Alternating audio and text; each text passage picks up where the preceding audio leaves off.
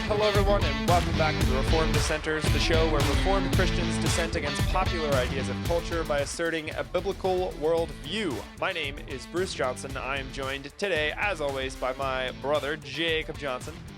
What's up, everybody? He is in Pennsylvania. I'm in the state of South Dakota, and we assume, presumably, you are joining us from a state of your own. So send us a message at trdshow@protonmail.com. Unless you're on an island in the middle of the ocean somewhere. Could be on an island too, and if that's the case, cool that How do you you got have Wi-Fi. Wi-Fi? I know. We both went there. That's hilarious. Yeah. So anywho, send us an email at trdshow@protonmail.com, even if you're not on a deserted island with no Wi-Fi. Check out our show website, trdshow.net. We got all sorts of cool stuff there. Get a free mug. Oh yeah, I can't see the mug. There's the mug. There it is. I had to switch my camera back to me.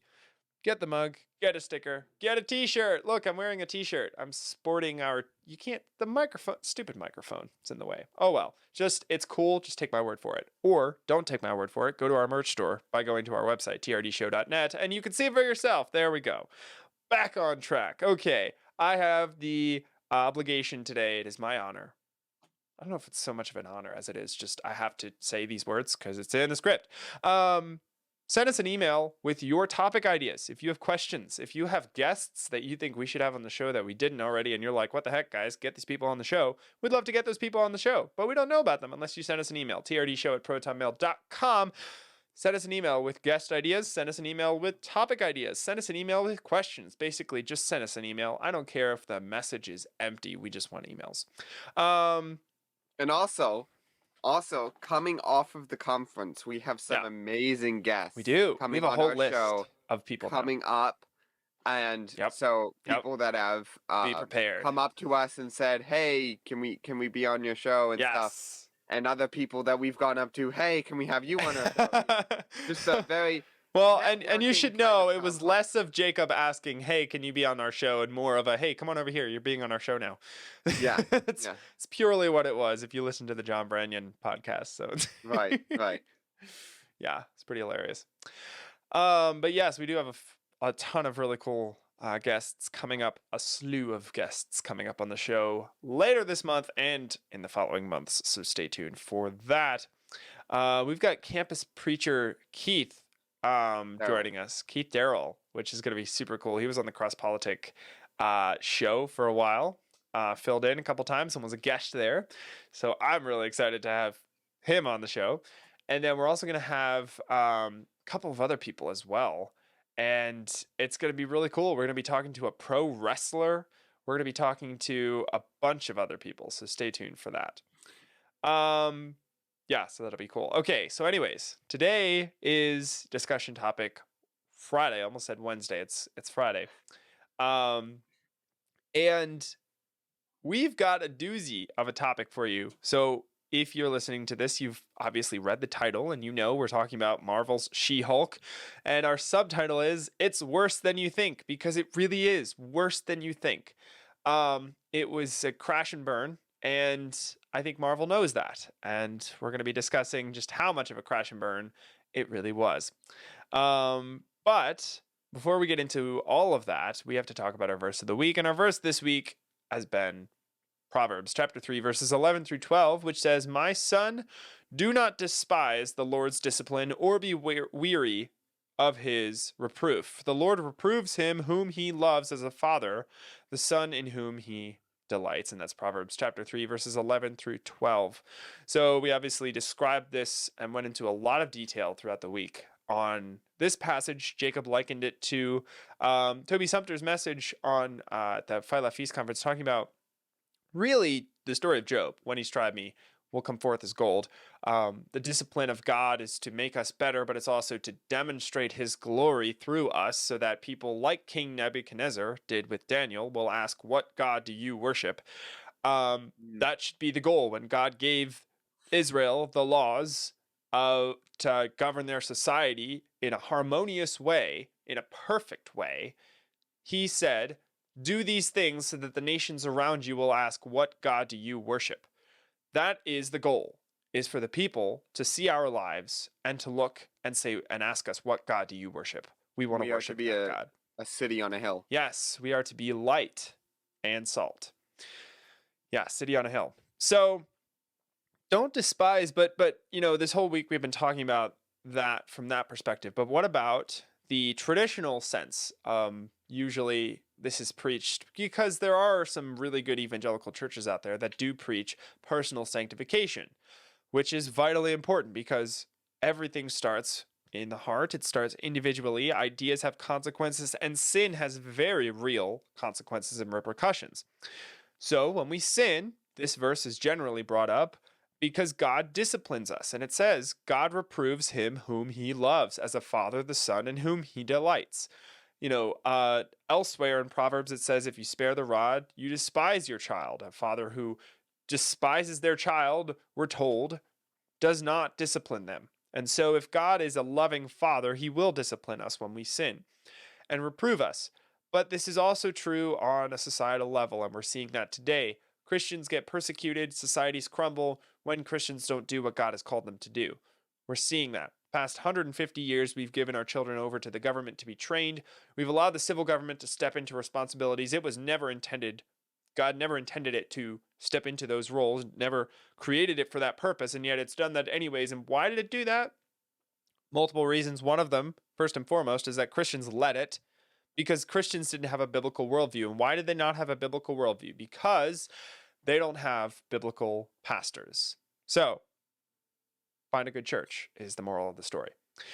Okay, that's why we went through Doug Wilson's Mother Kirk last month on the show, describing what does a good church looks like. So if you missed those episodes, go back and check those out. And that was a topic episode. It was. What is a good church? How do you discern a good church from a bad church? Yep.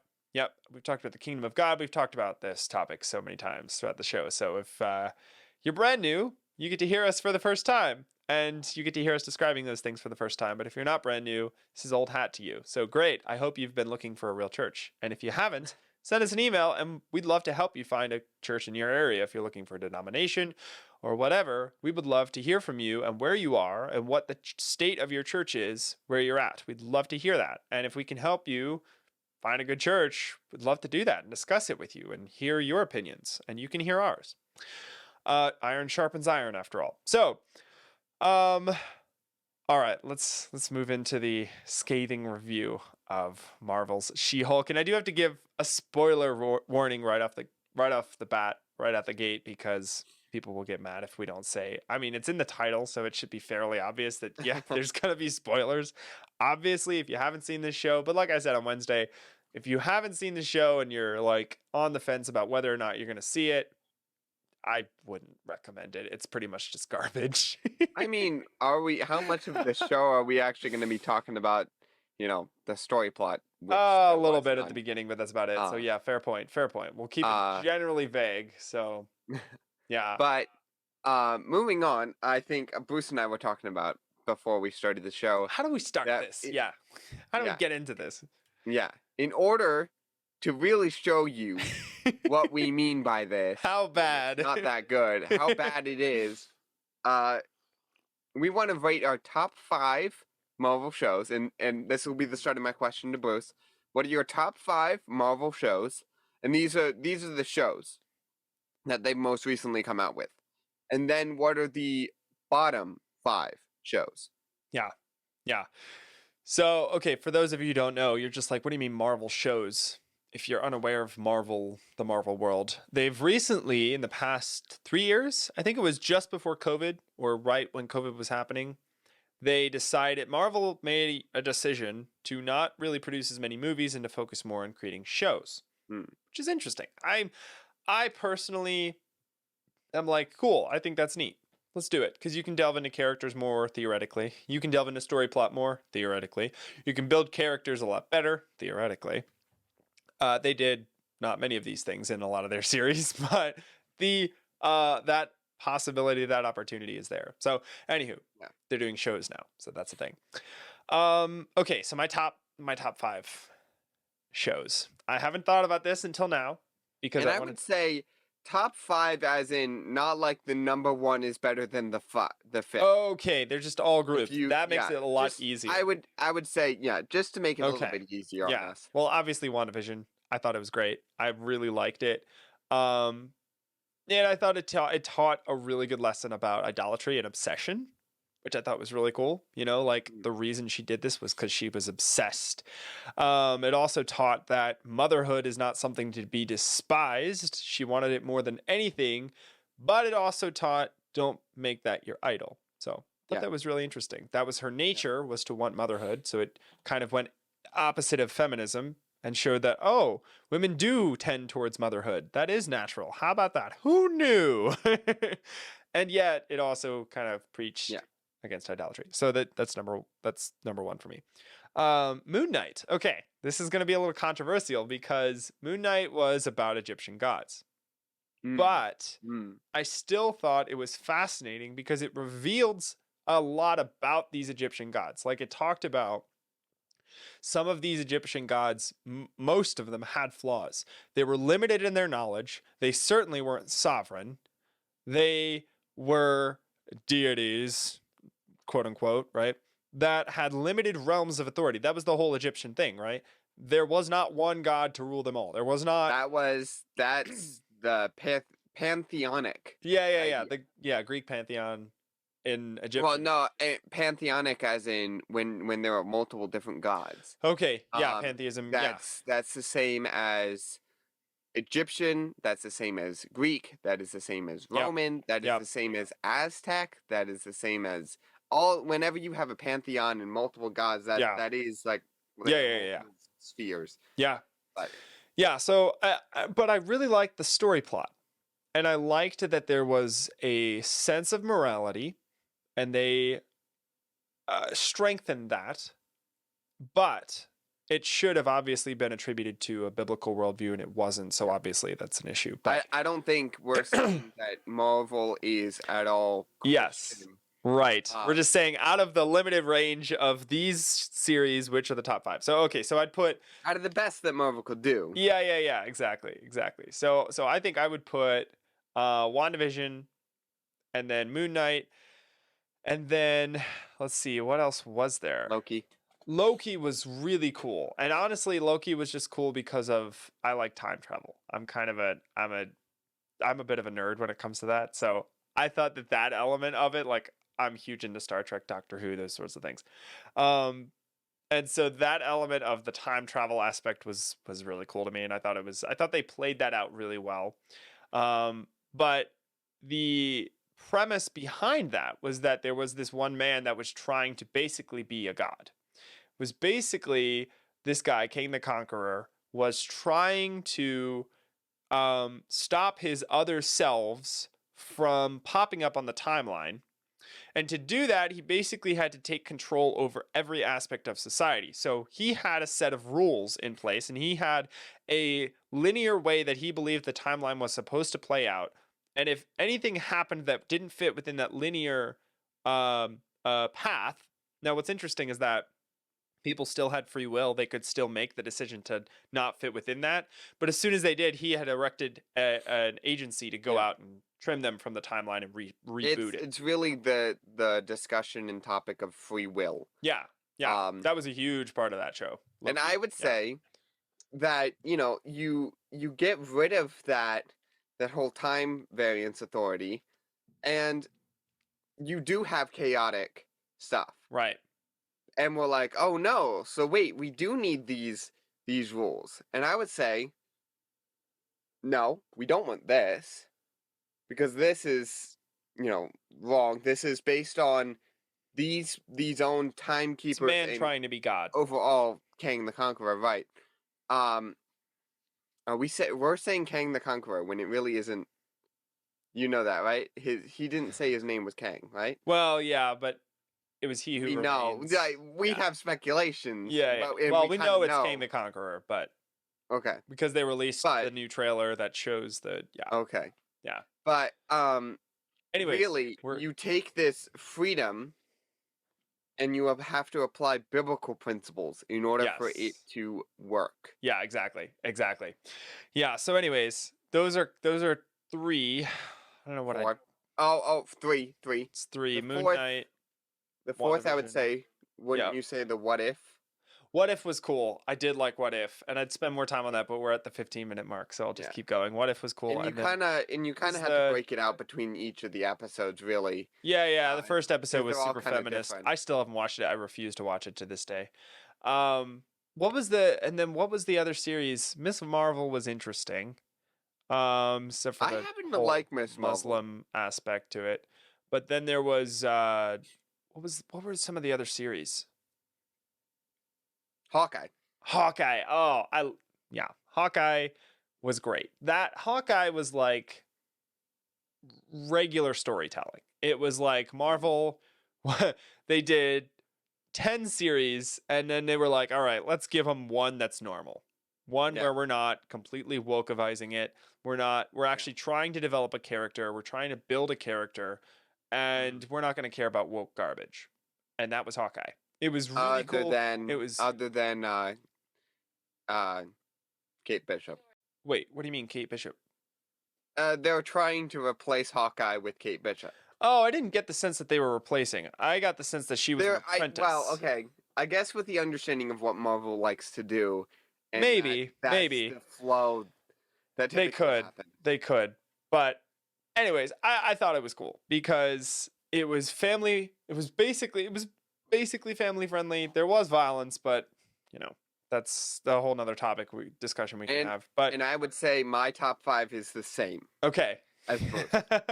Cool. Same as For that. all the same reasons. So okay, so we're 16 minutes in, so let's get to the bottom top 5. Yeah, the bottom 5. So the worst. And this one is rated from number 1 being the worst to 5. So start with 5 and we'll actually go to the worst. Okay. So starting with 5, I just have to pick from what's left. So I would put Miss Marvel at 5. It could have been worse, but it had the huge Muslim element, and you could tell they were really trying to capitalize on that. So, they were wokeizing it. So I'll put that at 5. 4, I would grab Falcon and the Winter Soldier, because I don't think there's 5 left. So let's just do the 3 that are remaining. Yeah. Miss Marvel, Falcon and the Winter Soldier, and then She-Hulk as the very worst. So to basically break it out, before She-Hulk came out, our last one, the bottom, was Falcon and the Winter Soldier. The absolute worst. What we thought was the worst done. And that's not just woke. That's like all around. Story structure was completely lacking. One metric was, does it push the MCU forward? Does it give us new characters that are going forward that will actually push the plot forward? Didn't do that at all.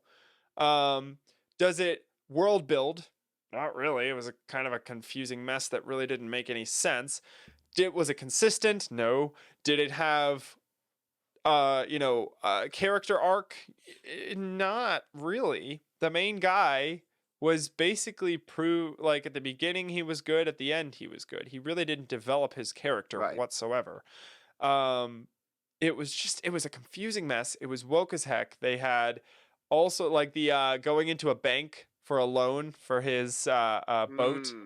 Right. That was the wokest, most CRT filled garbage scene I've ever seen in a TV show. That was utter garbage.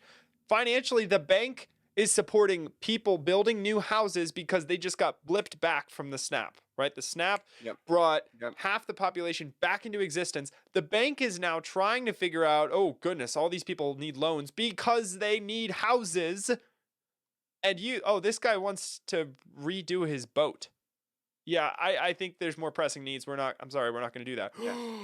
You're so racist. How could you do that to a black man? It's like the main character is Falcon, who is a black man. It was it was utter garbage. To make sure the people watching this who don't know Marvel. Yeah. I forget there's people that haven't seen these series. Bruce and I, when it comes to Marvel, I've found out that we are nerds. We watch theory videos in our free time for Marvel stuff because it's fun, I used to didn't think that we were that, that nerdy when it comes to Marvel, but recently talking to a lot of people about it. Nobody else really watches them. Yeah. It's kind of hilarious. Okay. So now we get to take the last 10 minutes. We take the last But 10 bottom minutes of one- this episode and we talk about this, Yeah. the show that this whole episode was supposed to be about. Yeah. Yeah. But anyways, yeah, our absolute worst, the show that we now have to rate the absolute worst show on Disney Plus in the Marvel category. Because until this point, it was Falcon and the Winter Soldier. Yeah. Hey, good news is Falcon and the Winter Soldier gets a boost. So It got moved up congratulations. a peg, I think yeah. they should, that's a prize. But Because now She-Hulk is the absolute worst show, Yeah. in our opinion, Yeah. on Disney Plus in the Marvel category. Yeah. So there you have it. there is one thing I want to point out before we move on. I think it's funny and interesting that we're talking about this subject coming off of an event where we were just talking about the importance of Storytelling. good Yeah. stories. Yeah. So Yep. there you go, Exactly. boys. Continue with Exactly. what you were talking about. Yeah. Well, okay, so I'll describe the story just a little bit. This is probably the only spoiler-filled spot in the episode for this. But for this particular show, basically the way it went down was in episode 1, we get introduced to this character Jennifer Walters, who is a lawyer, and she her cousin, she is the cousin of Bruce Banner, who is Hulk. They were in a car crash of sorts. And I actually thought it was going to be really interesting because there was an alien ship that caused the car crash. And it's ooh, they're bringing in some, the first episode to me kind of had promise because it was ooh, this is kind of cool. There's an alien ship involved. There's a car crash. Oh no, what's The happening? beginning of the first episode. Right. Bruce had this inhibitor thing on him. So he wasn't Hulk. He was human form. And then he gets cut and she gets cut and some of his blood spills into her veins. And then she goes through this transformation and now, blah, she's She-Hulk. Okay. So now she has to learn how to control her powers. Yeah. Right? Seemingly, normal Marvel thing would be she has powers, she now has to learn how to control them. Yeah. But this is not the case for this show. Go ahead, Jake. Yeah, but I do want to point out that that's only the first half of that episode. Right. The whole second half was where they pushed their wokeist agenda, Yes, which is And what I was, where- yeah. where they were saying that She-Hulk's blood was better than Hulk's. Right. Yes. So the And- whole thing was she did not have to learn, like every other Marvel hero did, she did not have to learn how to control her powers. It was innate. She woke up, and after the first night of rampaging, she woke up, and now she's in control. She can transform at will. When she transforms into the Hulk, it's not really a Hulk, it's just a larger version of herself who's green and has muscles and is now super strong. And basically that's it. So, yes, they're in line with the comics, but that doesn't mean the comics are good either. I think it's pretty obvious what's happening here. This is very clearly a feminist movement, right? This is very clearly at least influenced, either consciously or unconsciously, which I think we can all agree it's pretty conscious at this point. Pretty overt that this was a feminist move to make it so that, because Bruce was willing to step in. He was going to be he had this whole binder and he's like, all right, here, I'll help you through the process. Let's run tests. Let's figure this out. Let's help you control your powers. There was this whole training montage where basically everything he can do, she can do better. And that was the thing. So yeah, that's exactly what Jake was just talking about. So that was the first episode, and it all goes downhill from there. Out of all of them, actually, with all of that we just described, I still think the first episode is my favorite because it gets really downhill from there. I think there were some episodes. Well, no, sorry, some parts of episodes. that You had a can't even little take bit an of episode promise. whole cloth, yeah. And actually, it was the end of what was it? The second to last episode, I think. The last Okay. episode was 9, right? They Maybe. finished on I don't 9. remember. But the second to last episode, before the last episode, they kind of showed this. She burst out in rage when she Right. was in her She-Hulk form. Yeah, which we'll And I talk kind of about. was like, hey, wait a second. They're showing that there was a period of time, there was like an Right. how would you say that? Just ingestion period? That- Oh yeah. I get you. Whatever. But you understand what I mean. Yeah, but yeah. But there was this period of time in which she had full control. Right. but now her other personality's Yeah. kicking in, Yeah. and then now she has to deal with all the things the Hulk did. Yeah. Well, But they didn't do that. right. Yeah, they built something up and then they completely tore it down. So, okay, so the rest of the show, let me finish describing the story. Basically, now for the rest of the show, it's her saying, I don't want to be a Hulk. I want to be a lawyer, rather unsuccessfully. Things keep popping up, and then she gets fired by the agency. I don't know if they call it a lawyer agency, whatever they call it, by whatever group she was working for. She gets fired, and now she's looking for a job, and she has to get hired by this group in their superhero department. So now she is a superhero lawyer. They've required that she be in her Hulk form the whole time. Now she represents superheroes. So basically, the rest of the show is her representing superheroes in different cases. Some of them are actually innocent in good cases. Some of them are not. Some of them are frauds, like Ribbit or Rip It, whatever that Frogman thing was. Turns out, Leapfrog. yeah.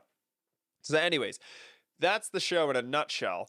There's a couple interesting facets. She breaks the fourth wall all the time, which is meant to like allude to Deadpool. So there's that, because Deadpool apparently breaks the fourth wall in his two movies. Really? And so this was I didn't an know allusion that. to that. Yeah. So that was interesting. And then the end credit scenes were all garbage, utter garbage, to the point that we didn't even watch them because they were gross. It got to a really gross point where we're just like, I don't even want to watch this. Let's just skip these. So yeah, that was, and that's never, Marvel usually takes the time and the opportunity in their post-credit scenes to push something in their storyline. I know 3 years ago when we were watching WandaVision, maybe it was 2 years ago, we would be on the edge of our seats waiting for the post-credit scene. And because that would set you up for the next episode. It would introduce you to a mystery that it's like, oh goodness, what's going to happen? You know, like, oh no, I can't wait for next week. You know, this was kind of just really? Really? It was there were two reactions. And the best reaction was, really? The worst reaction was, oh goodness, turn it off. Like, oh, that's disgusting. Right. So those were your two reactions to most of the post-credit scenes, except for like one. And that turned out to be red herring, because it was like this guy took her blood and was like, oh no, what's going to happen there? And then at the end, they completely blew that open and they were like, yeah, nope, that's really nothing. Yeah. Yeah. If you watch it, it is the most disjointed, disconnected show. The character does not really grow at all. And that's really one of my points, is that it didn't build anywhere. And honestly, if you watch, it was very reminiscent. So when I went through a worldviews course years ago, we talked about postmodernism. And that's basically the worldview where there is no truth. There is no story, overarching story, and everybody's story is okay and acceptable. So what you get from that worldview is no story arcs, no character that's redeemable, but is, has problems, has faults, has to go through something, and then comes out on the other side redeemed and a better person. And now they go and do other things as a better person. We got that with Iron Man. We got that with Thor. We got that with Captain America. Well, sort of with Captain America. He was a kind of a goody two-shoes from right off the bat, but that was lauded, that was applauded, that he had morals that nobody else had. So that was still, morality in Captain America's story was a really good thing, and it's what set him apart from everybody else, was that he already started at that. So that was actually an interesting idea to talk about, was that he didn't start as low as everybody else did. He started above everybody and he got better, which was, anyways, I thought that was neat, which is what we're trying to do in our Christian walk. Generational, covenantal succession is we don't start low, we start better, and we get better and better and better as we go. Anyways. Yeah. Sorry. So up until now, that's been the story arc. Even Miss Marvel had elements of that. She had to learn how to control her powers. She had to learn when to use her powers and when not to, when to show restraint, when she could do something big and, boisterous, but she's like, no, let me restrain myself, as opposed to getting emotional or what have you, right? Yeah. So all of those sorts of things. This did not have that at all. I mean, she didn't have to learn how to use her powers. She didn't really have character flaws that were then polished. By the end, she was still sleeping around. She was still, guys in her bedroom all the time. It was ridiculous. Yeah. The lifestyle she lived didn't improve. In fact, it got worse as it went on. And that was kind of just okay. It was like, yeah, it was a running joke that she did this. And then when that was exposed on camera, which was the rampage moment Jacob just described, when her sin was exposed on camera in front of a huge audience and she got mad about it, it's like, oh, maybe she's going to change her life around and not do that anymore. Nope. No, she didn't. She No. very next episode went right back to it. So there was no character growth, there was no development, there was none of that, which is exactly what postmodernism is. So that fits very much into my point, but I think the storyline would be much more suited for a reality TV show. It basically goes through the life of a big city lawyer, but since it has the Marvel label on it, they have to tack on some superpowers. Yeah. Yep. The whole Hulk thing seemed as if an afterthought. Yes, totally. That's a really good observation. And it's very much a postmodern form of show, or Yep. at least the postmodern version of Marvel. And the reason I say that is because they almost have this idea as if they feel they need to break the mold, Yes. as it were. Well, and Like in the last episode, they cemented that and made that very clear that that's what they were doing. Yeah. Yeah. And it almost seems like they see the older things, and actually they have said this, so it's not just it seems like they see the older way of doing something as a bad thing or something outdated that needs to be reworked. Yep. And honestly, can I give a hot take here and say, go ahead, that's a bonus for us? Because once the left stops telling good stories, they'll stop convincing as many people. They'll stop having as much of an impact, because until this point, they've been telling great stories. Because why? One, Christians have not been using what we should have. We should have the best stories, because we do have the best stories, but we don't use them.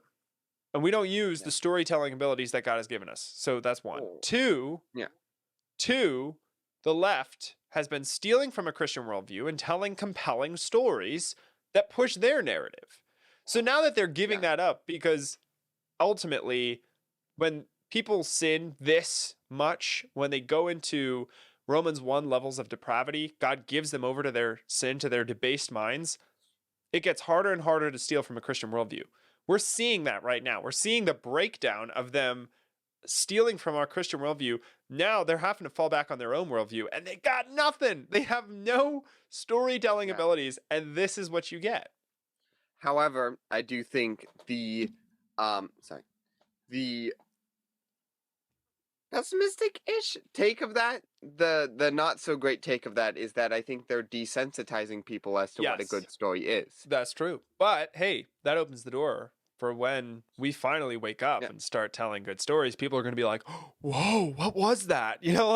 Tell us more. Give us more of that, Well, anyways, there's a lot more we wanted to talk about, but we got kind of stuck on the top 5, bottom 5 thing. So, hey, that was still cool. I think we got through the majority. I think we got through a decent amount. My basic takeaway, what I wrote down was Marvel, which is trying to end the very thing that builds great stories, which is the hero who grows, learns, and then defeats the dragon. That's what Marvel is trying to end. Basically, the main character, Jennifer Walters, is just walking from one thing to the next, taking none of it really seriously. It's all just a big joke. There are no consequences here. And she's not growing as a person into any sort of hero at all. So it's just like, really, this? Okay, wow. Well, this is very consistent with their worldview. Yep. Yeah. So anyways, I wanted to talk a little bit more about the intelligentsia and how they're basically like a terrorist group full of men who are what the patriarchy would be without Christ. But I don't have time. So there you go. If you have thoughts on the intelligentsia and how they're the patriarchy without Christ, love to hear about it. Jake, anything you'd like to wrap up with before we wrap up officially? Well, from our Wednesday episode, a call Ooh, call to action. I love these. Christians need to tell good stories. Yes. This is the big call in this, in that yes, we need to base things in theology. We need to focus on theology, but we need to also make sure that we're looking at good storytelling. That we're also looking at something big in the conference was building a human with stories. Yes. Chocolate Knox did an interview with Doug Wilson, Nancy Wilson, Ben Merkel, and Rebecca Merkel. And they were all talking about the different stories that they use in order to build children up. And Yep. I think That was that's great. important that we start building stories for the next generation. We start thinking about how to tell good stories Yep. from a Christian perspective. Yeah, absolutely. Yeah, great call to action. So, if you're a storyteller, now is the time. Get involved. Get out there. Start making stories from a Christian perspective that change culture. And if you agreed or disagreed with what we just talked about on the show, or if you just had fun, if you liked this sort of format where we're talking about series and breaking down this sort of stuff, let us know, because we certainly enjoy it. And if you enjoy it as well, probably don't tell us, because we're going to do so many more of them if you do. So, Unless you like these. we just can't stop, But anyways, there's your half hour of geeking out over Marvel from a biblical perspective. We hope it was informative. If you found it interesting, send us an email at trdshow@protonmail.com, or head on over to our website, trdshow.net, scroll to the bottom of the homepage, and you can send a message to us that way, which is quick and easy. To get a hold of us, we'd love to hear your thoughts on what we talked about today. Thanks so much for listening or watching. Don't forget, 5-star reviews really help. Please give us one in our podcast feed. Like this video, subscribe to us, follow us on Facebook, Instagram, Gab, Getter, all sorts of places to stay up to date on all of our stuff.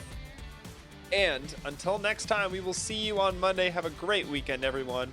And remember, above all, in all that you do, do it as unto the Lord.